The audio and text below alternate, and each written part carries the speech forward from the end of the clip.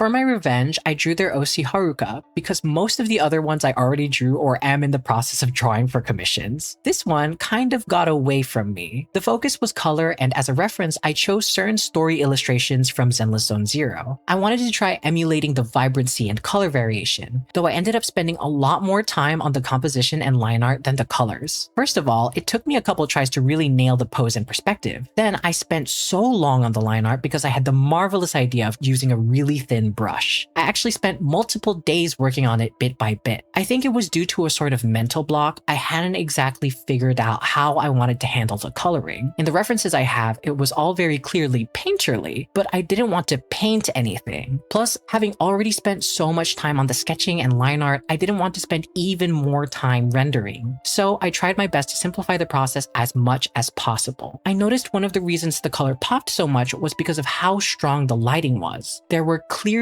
defined shapes separating light and shadow and no soft edges. So I quickly mapped out the values to clearly define how the lights and shadows would look. I put the rough value map on the side as a reference and made a cleaner version, keeping each value on a separate layer so I could easily select them. So I knew how I wanted to shade the piece, but that didn't help me pick the colors. If I tried individually adjusting the colors, how could I guarantee that they would still look cohesive? How would I be able to coordinate the color variations within every individual element? I wasn't getting anywhere overthinking things, so I just went ahead and tried stuff. On some new layers, I used the shapes I had defined in black and white to turn the lighting into colorful gradients. The lights tending towards warm pinks and the shadows towards cool teals and blues. I only had to lower the opacity a bit to get the lighting effect across while unifying the color palette and grounding the character in the scene. To add some extra variation, on a separate layer, I manually picked the colors and painted in more details. I was almost disappointed at how anticlimactic the solution ended up being, but I'm ultimately really happy with the result, and it gave me a new coloring method that I wanted to experiment with further.